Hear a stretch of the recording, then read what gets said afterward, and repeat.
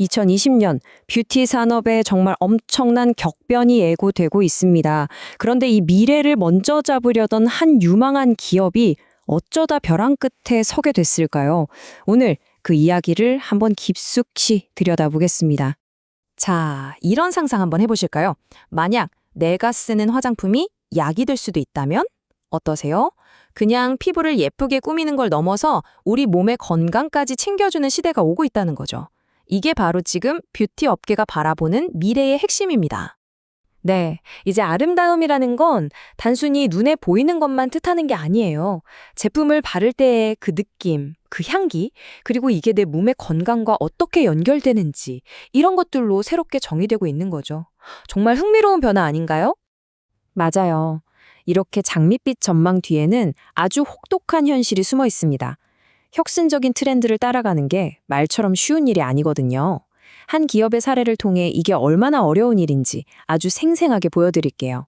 자, 그럼 먼저 2026년 뷰티 산업의 판도를 뒤흔들 세 가지 새로운 기둥이 대체 뭔지부터 한번 살펴보겠습니다.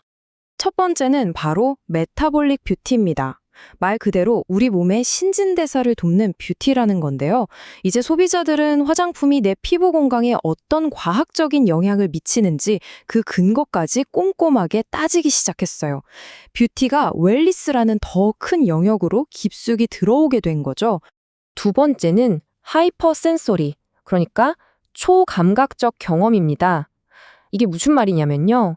이거 쓰니까 피부 좋아졌어? 여기서 끝나는 게 아니라는 거예요.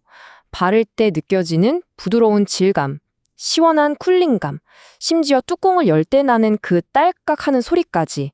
이 모든 감각적인 경험이 브랜드를 판단하는 아주 중요한 기준이 되고 있습니다. 마지막은 고기능 미니멀리즘입니다. 여러분, 복잡한 10단계 스킨케어, 이제 좀 지겹지 않으세요?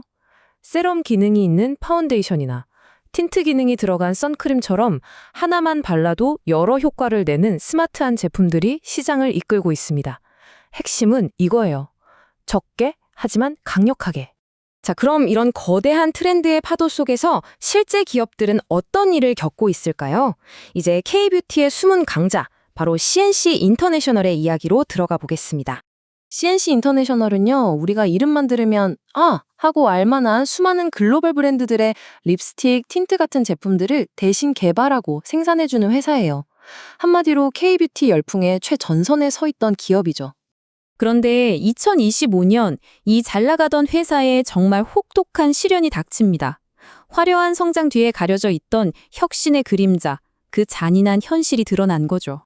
이 그래프 좀 보세요. 정말 드라마틱한 하락이죠? 2025년 3분기까지만 해도 9.2%나 됐던 영업이익률이 단 한 분기 만에 1.6%로 그냥 뚝 떨어졌습니다. 아니, 도대체 무슨 일이 있었던 걸까요? 시장의 충격은 어마어마했습니다. 증권가에서 예상했던 것보다 무려 82%나 낮은 실적, 우리가 흔히 말하는 어닝쇼크를 기록한 겁니다. 이 숫자 하나가 당시에 회사가 처했던 위기가 얼마나 심각했는지 딱 보여주는 거죠. 그러니까 핵심은 바로 이거였어요. 회사가 더 효율적으로 일하려고 큰맘 먹고 새로운 시스템, 바로 그 ERP라는 걸 도입한 거예요. 그런데 바로 그 시스템이 발목을 잡아버린 거죠. 특히 하이퍼 센서리나 미니멀리즘 같은 최신 트렌드 있잖아요. 이걸 빨리 제품으로 만들어달라는 해외 신규 브랜드들의 주문이 막 쏟아졌거든요. 근데 이게 다 다품종 소량 생산 방식이란 말이죠. 이런 상황에서 시스템에 오류가 나니까 생산 라인 전체가 그냥 마비가 돼 버린 겁니다. 그리고 그 결과는 보시는 것처럼 바로 이익 분괴로 이어진 거죠. 하지만 CNC 인터내셔널은 이 위기 속에서 미래를 향한 아주 과감한 베팅을 시작합니다. 현재의 고통을 딛고 한 단계 더 뛰어오르기 위한 그런 계획이었죠. 바로 이 지점이 회사의 승부수를 보여줍니다. 수익성이 이렇게 나빠진 상황에서도 중국과 한국에 대규모 공장을 더 짓는 투자를 결정해요. 이건 지금의 비효율이 수요의 문제가 아니라 공급량의 문제라고 판단했기 때문입니다. 자동화 설비를 갖춰서 미래의 대량 주문에 미리 대비하겠다는 전략인 거죠. 그리고 또 하나의 중요한 변화가 있습니다. 바로 제품 포트폴리오를 바꾸는 건데요.